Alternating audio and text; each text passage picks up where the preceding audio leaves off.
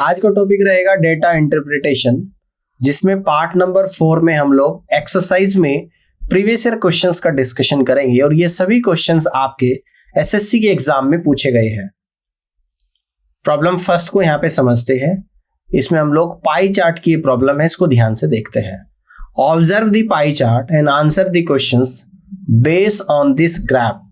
If the money spent on football was 9,000 rupees, इस pie chart को आपको observe करना है और इस पे जो क्वेश्चंस पूछे जाएंगे उनके आंसर करना है। और यहाँ पर दे रखा है कि फुटबॉल पर जो खर्चा हो रहा है वो 9,000 रुपये है। तो ये पाई चार्ट है, इसमें अलग अलग स्पोर्ट्स आप लोगों के मेंशन है, जैसे कि हॉकी है। हॉकी पे यहाँ पे डिग्री में वैल्यू दिखा रखी है, 100 डिग्री है।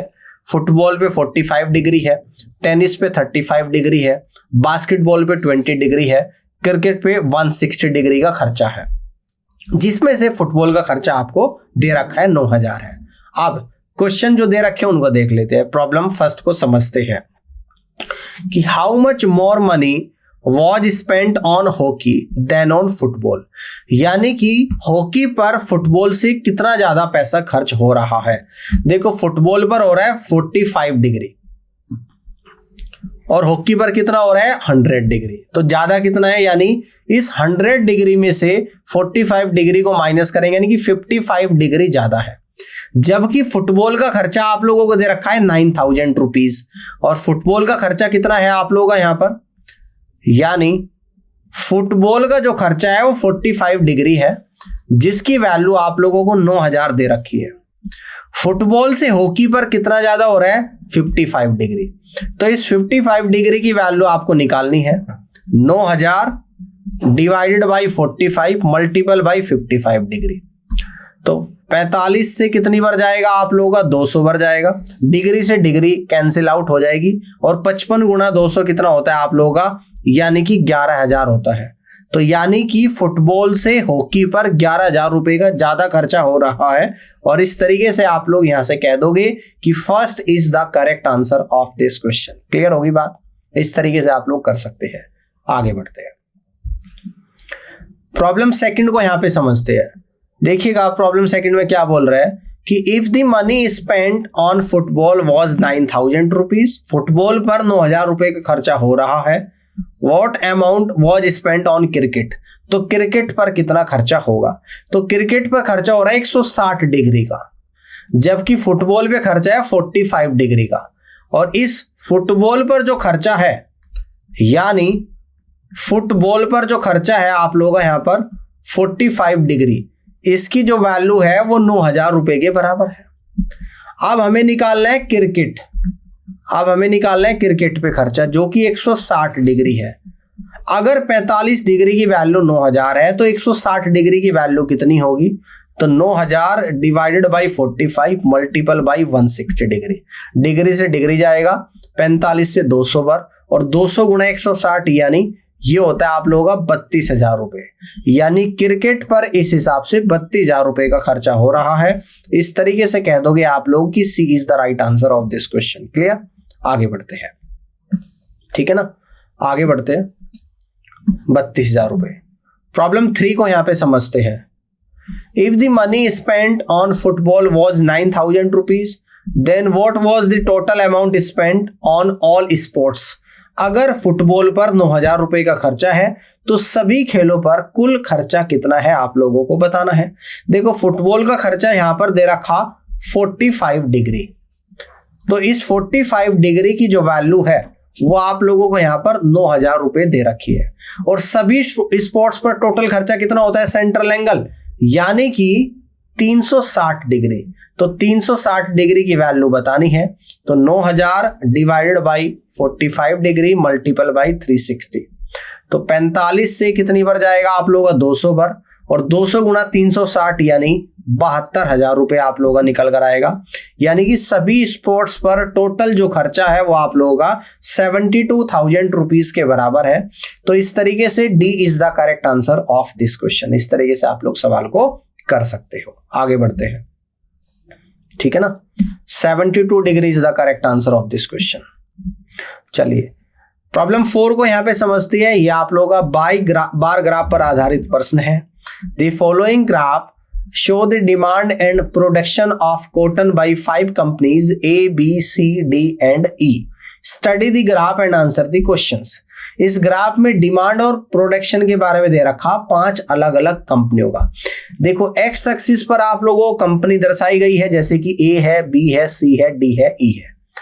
और जो आप लोगों के बार दे रखे जो ग्रे कलर का है वो आपको डिमांड बता रहा है इन टन्स में, और जो आप लोगों का यहाँ पर ये ब्लू कलर का जो दिख रहा है ये प्रोडक्शन बता रहा है इन टन्स में.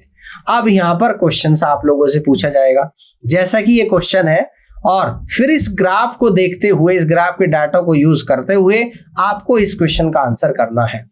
कहता है कि what is the ratio of companies having more demand than production to those having more production than demand. आप लोगों को रेशियो बताना है. किसका रेशियो बताना कि मोर डिमांड देन प्रोडक्शन, जहां पर डिमांड ज्यादा है प्रोडक्शन से, ऐसी कितनी कंपनी है. तो यहां पर सबसे पहले तो निकालूंगा मैं मोर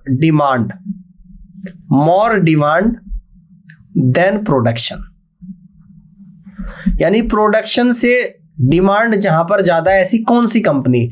डिमांड है ग्रे वाला, तो यानी कि ऐसी कंपनी ए में भी ज्यादा है भाई, ठीक है. इसके बाद कहां पर है, सी में भी ज्यादा है और ई में भी ज्यादा है, यानी ऐसी टोटल कंपनी 3 है. अब इसके बाद आप लोगों को क्या निकालना है, यानी कि मोर प्रोडक्शन देन डिमांड. तो ऐसी कितनी कंपनी, टोटल 5 है. 5 में से 3 तो आ गई मोर डिमांड देन प्रोडक्शन, तो बची हुई 5 - 3, यानी कि 2 कंपनी ऐसी है जिनकी डिमांड से ज्यादा प्रोडक्शन है.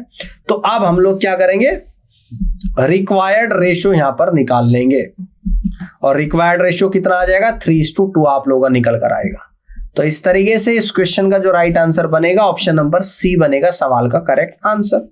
यहां पर आप लोग कर सकते हैं. आगे बढ़ते हैं. 3:2. प्रॉब्लम 5 को यहां पे समझते हैं, इसको ध्यान से देखिएगा. कह रहे कि what is the difference in tons. Difference बताना between average demand and average production of the 5 companies taken together.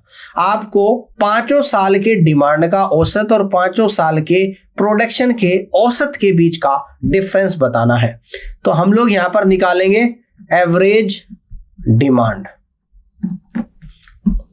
Average demand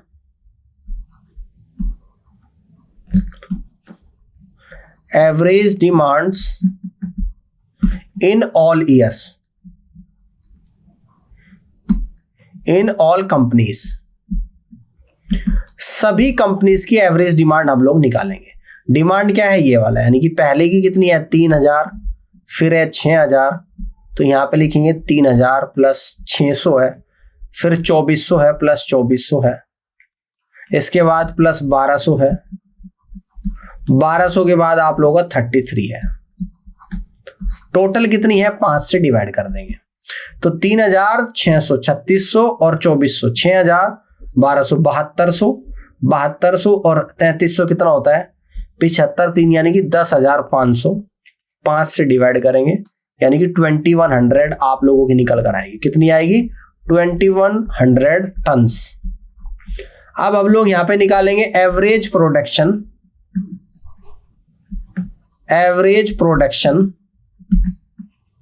in all companies.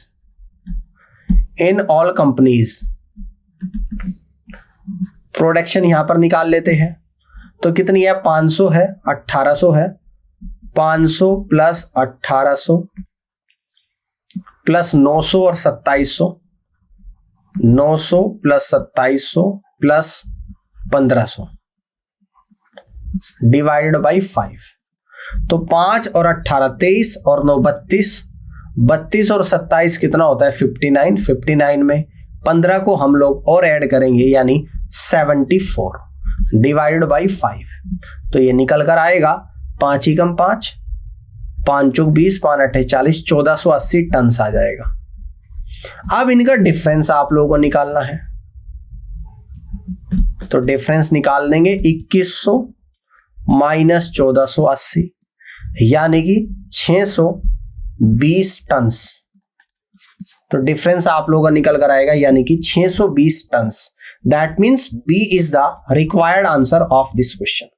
620 ton, यानी कि B is the required answer of this question. इस तरीके से आप लोग कर सकते हैं। आगे बढ़ते हैं, प्रॉब्लम 6 को यहां पे समझते हैं। सेम DI है, क्वेश्चन चेंज है, पढ़ लेते हैं।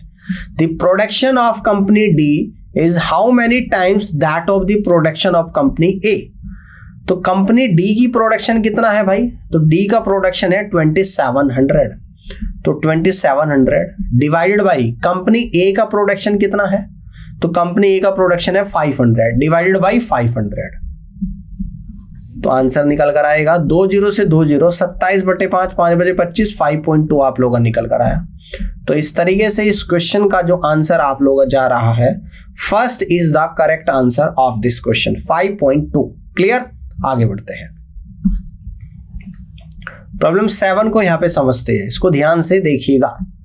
The demand for company B is what percentage of the demand for company C। तो B की जो डिमांड है यानी 600 है, 600 परसेंटेज निकालना है आप लोगों को, और कंपनी C की जो डिमांड है वो 2400। तो 2400 का 600 कितना परसेंटेज है, और परसेंटेज निकालने के लिए मल्टीपल बाई 100। 600 से 2400 4 टाइम जाएगा, और 4 टाइम से 100 25 टाइम्स जाएगा, यानी आपकी जो परसेंटेज निकल कर आएगी वो 25% निकल कर आएगी, और डायरेक्टली आप लोग यहां से कह दोगे कि C is the correct answer of this question. इस तरीके से आप लोग कर लोगे। बात समझ में आ गई? आगे बढ़ते हैं, ठीक है। प्रॉब्लम 8 को यहां पर समझते हैं। देखो यहां पर बार ग्राफ आप लोगों को दे रखा है, ध्यान से देखिएगा। The following graph show the production of cotton bales of 100 kilogram each in lakhs by different states A, B, C, D and E over the years. Study the graph and answer the questions. यानी कि यहां पर जो bar graph आप लोगों को दे रखा, उसमें कॉटन्स के प्रोडक्शन के बारे में आप लोगों को बताया गया है, जिसमें 5 अलग अलग स्टेट्स है A, B, C, D and E, और कॉटन के प्रोडक्शन को 100 किलोग्राम ईच इन लैक्स में दर्शाया गया है, और एक्स एक्सिस पर यहां पर ये स्टेट्स है और ये कॉटन का प्रोडक्शन है वाई एक्सिस पर, और अलग अलग ईयर में आप लोगों को दे रखा है। जैसे कि जो पिंक कलर है 2003 और 4 को दर्शाता है, जो रेड कलर है 2004 और 5 को दर्शाता है, और जो ये आप लोगों का ब्लू कलर है 2005 और 6 को दर्शाता है। अब यहां पर सवाल आपसे दिए जाएंगे, उन सवालों का आंसर आपको इस डेटा को यूज करके देना है। देखते हैं कैसा क्वेश्चन पूछा जाता है। अब प्रॉब्लम 8 आपसे पूछी जा रही है। The production of state C in 2003 and 4 is how many times its production in 2005 and 6। State C आप लोगों का यहां पर आ गया, 2003 और 4 की बात कर रहा है, तो कितनी प्रोडक्शन है? 6 लाख है, 6 लाख है। क्लियर है? Is how many times production in 2005 and 6। 2005 and 6, 2005 और 6 में स्टेट C की प्रोडक्शन कितनी है? 15 है। तो 6/15 आप लोगों का आएगा, और 6/15 को क्या हम लोग कहेंगे यहां पर? ठीक है ना? तो 3 से कटेगा 6 2 बार, और 3 से कटेगा 5 आप लोगों का 15 5 बार, तो आपका 2/5 आ गया, और 2/5 कितना होता है? 0.4 होता है। तो इस तरीके से इस क्वेश्चन का जो राइट आंसर बनेगा आप लोगों का क्या बनेगा? यानी कि 0.4, और आप लोग यहां से कहेंगे कि D is the correct answer of this question. तो D ऑप्शन सवाल का बिल्कुल करेक्ट आंसर यहां पर बनेगा। उम्मीद करता हूं कि क्वेश्चन आप लोगों को क्लियर हो गया होगा, और इस तरीके से आप लोग कर सकते हैं। ठीक है, आगे बढ़ते हैं, अगले क्वेश्चन को देखते हैं। प्रॉब्लम 9 को यहां पे ध्यान से देखिएगा। In which states is there a steady increase in production of cotton during the given period. यानी कि ऐसा कौन सा स्टेट है जिसमें प्रोडक्शन का, कॉटन के प्रोडक्शन का जो क्या है, स्टडी इंक्रीज, कॉटन के प्रोडक्शन में इस दिए गए समय में जो प्रोडक्शन क्या हो रहा है? इंक्रीज हो रहा है। ऐसा कौन सा स्टेट है? अगर मैं कॉटन के प्रोडक्शन की बात करूं, स्टेट A की बात करूं, है ना, स्टेट A की अगर मैं बात करूं, 2003 और 4 में 8 है, 8 के बाद फिर 18 हो रहा है, 2004 और 5 में, 2005-6 में 27 हो रहा है। यानी कि स्टेट A में कॉटन का प्रोडक्शन हर साल बढ़ रहा है। तो ऐसा स्टेट एक तो है आप लोगों का A। ठीक है ना। अब इसके बाद में अगर स्टेट बी का डाटा देखूं, यहां पर 2003-4 में 13 है, 2004-5 में 21 है और फिर 21 है भाई। तो यानी कि पहले साल बढ़ा फिर स्टेबल रहा, यानी कि बी तो नहीं आएगा भाई, बी नहीं है। अब अगर मैं सी स्टेट्स का डाटा यहां पर देखूं तो 2003 और 4 में 6 है, 2004 और 5 में फिर 6 से 11 हुआ, 2005 और 6 में फिर 15 हुआ, 6 से 11, 11 से 15, यानी कि ऐसा स्टेट सी भी है जहां पर इंक्रीज हो रहा है। तो ए और सी आपका आ गया। ए और सी का कहीं कॉम्बिनेशन बन रहा है तो सी ऑप्शन में बन रहा है, तो यहां पे डायरेक्ट आप लोग सी ऑप्शन टिक करना और आगे बढ़ना। बाकी स्टेट्स चेक करने की जरूरत नहीं है, लेकिन एग्जाम में नहीं करना, वैसे भी नहीं करना। रफली तौर पर अगर आप देखना चाहो तो देख सकते हो, लेकिन एग्जाम में ये सब मत करना। आपका आंसर ए एंड सी आएगा, बाकी कोई आंसर नहीं यहां पे होने वाला है। क्लियर है? आगे बढ़ते हैं। प्रॉब्लम 10 को यहां पर समझते हैं, इसको ध्यान से देखिएगा। कह रहे कि how many kilogram of cotton was produce by state C during the given period. इस दिए गए समय के दौरान स्टेट सी में जो कॉटन का प्रोडक्शन है वो कितने किलोग्राम है, आप लोगों को बताना है। तो स्टेट सी आप लोगों का यहां पर है और स्टेट सी का 2003 में 6 है। टोटल प्रोडक्शन मैं यहां पे निकाल रहा हूं, टोटल प्रोडक्शन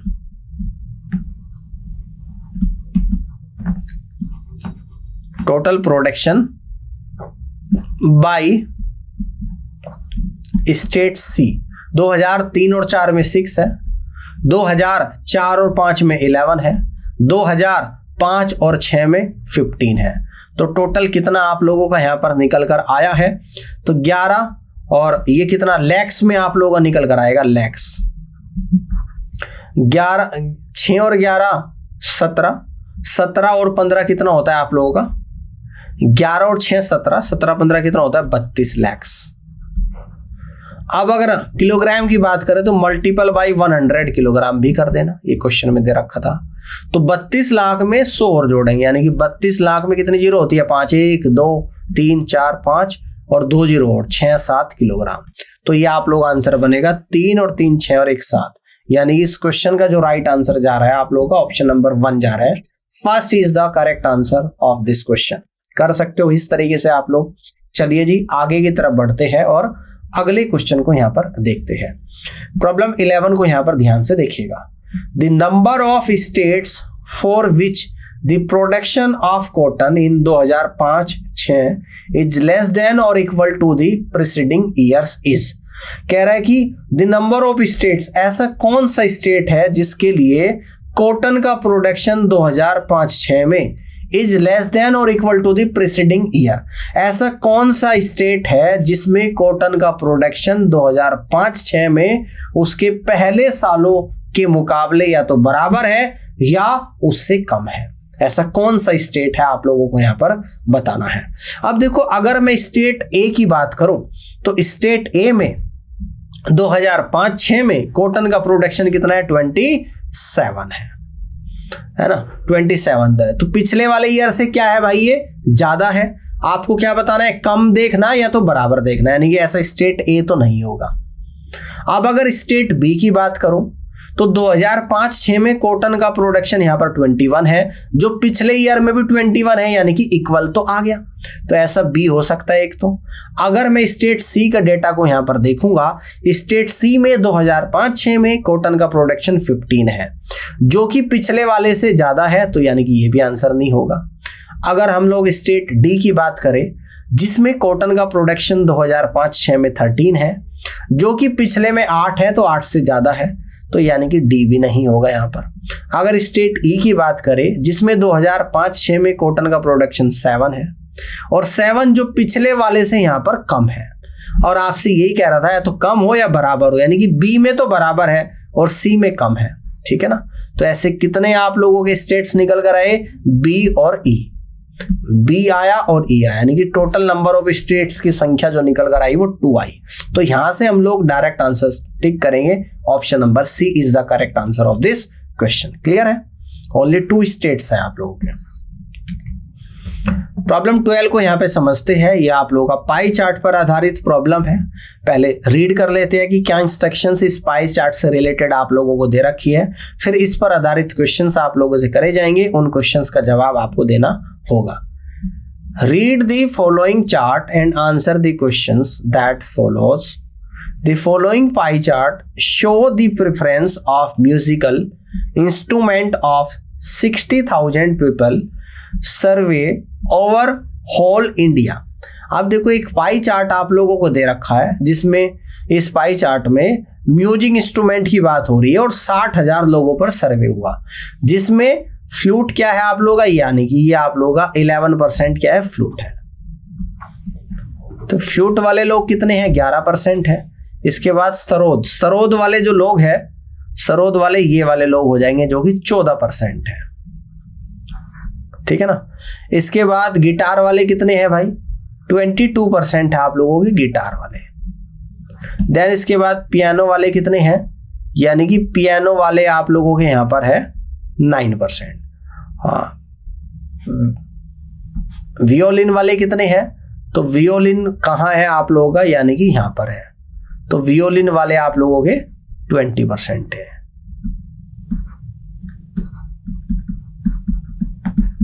ठीक है ना।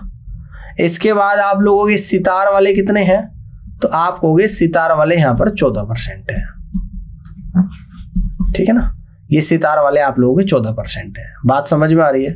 और जो मिसलेनियस है वो आप लोगों के यहां पर 10% है, जो मिसलेनियस कुछ ना कुछ म्यूजिक इंस्ट्रूमेंट यूज करते हैं। अब देखते हैं अगले क्वेश्चन, प्रॉब्लम 12 को यहां पे समझते हैं, ठीक है ना। 12 को समझते हैं, कह रहा है कि if 2100 people be less from the number of people, 2100 people, हाँ देखो यहां पे क्या बोल रहा है, कह रहा है कि 2100 people be less from the number of people who prefer flute, the percentage of people who prefer flute would have been. कह रहा है कि 2100 पीपल कम है from the number of people who prefer flute. अब देखो फ्लूट वाले कितने हैं, यहां पर 11% है, तो नंबर ऑफ पीपल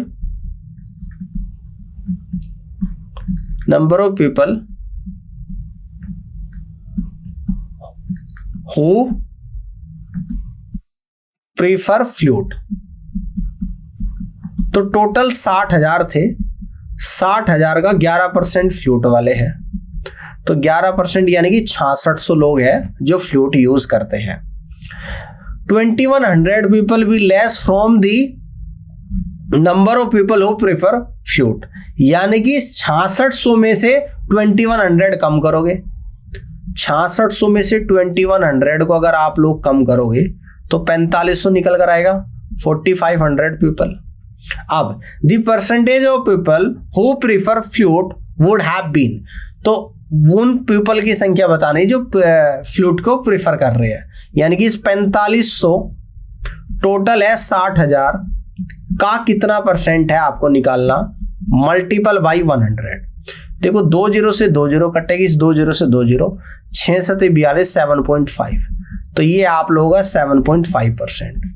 तो इस तरीके से इस क्वेश्चन का जो करेक्ट आंसर यहां पर बनेगा, option number C is the right answer of this question. 7.5% सवाल का राइट आंसर बनेगा।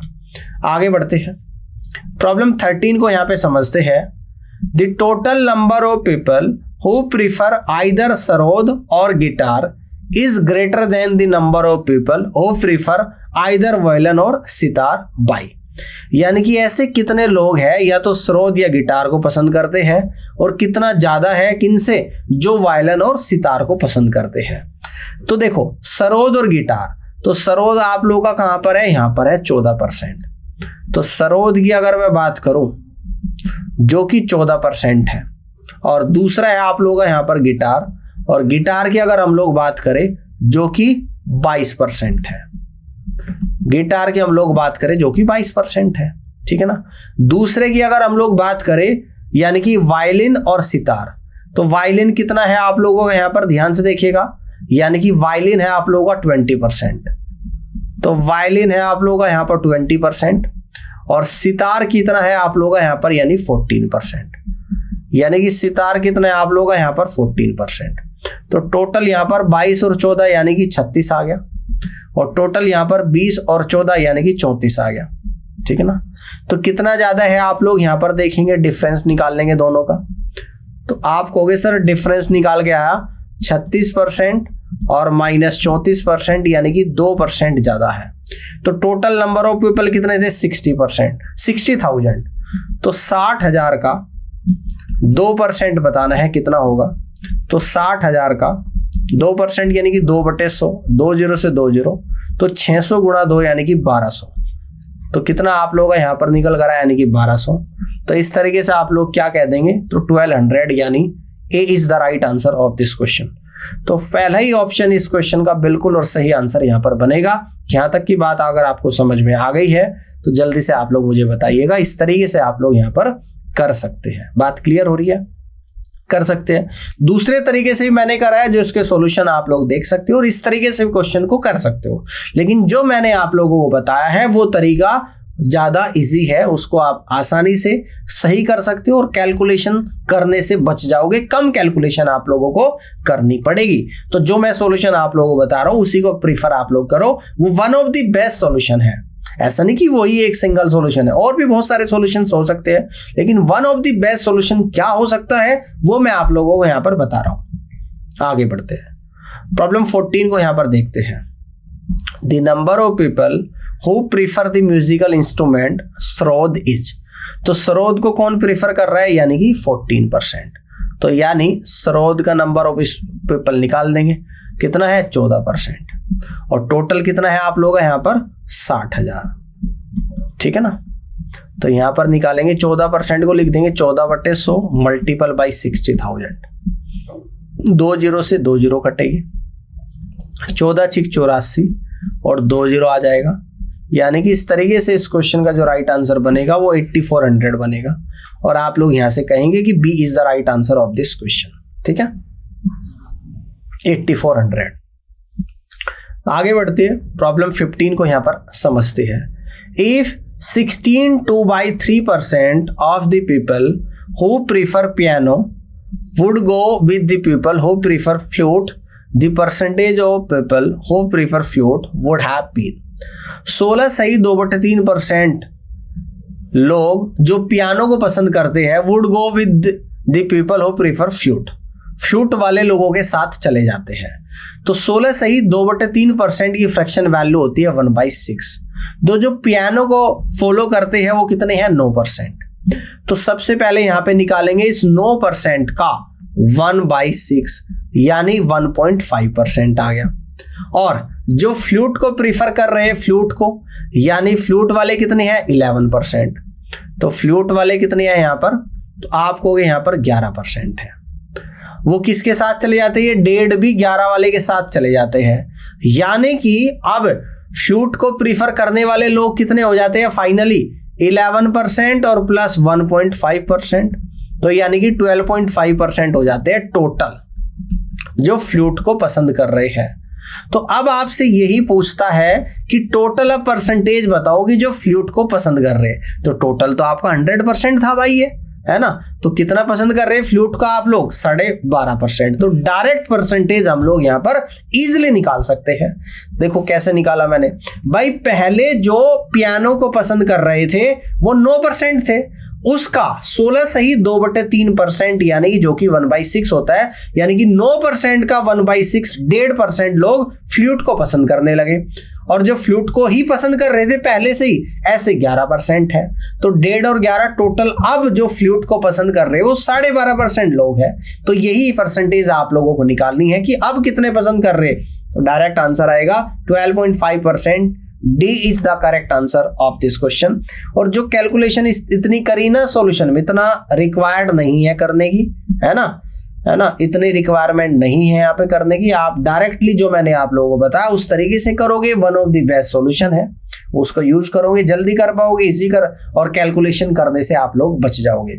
तो इसी के साथ आज के सेशन को फिर हम लोग यहीं पर समाप्त करते हैं। उम्मीद करता हूं आज की ये क्लास आप लोगों को बेहद पसंद आई होगी, और जिस तरीके की कैलकुलेशन करनी मैंने आपको सिखाई है, आपको अपने एग्जाम में भी इसी तरीके की कैलकुलेशन को फॉलो करना है।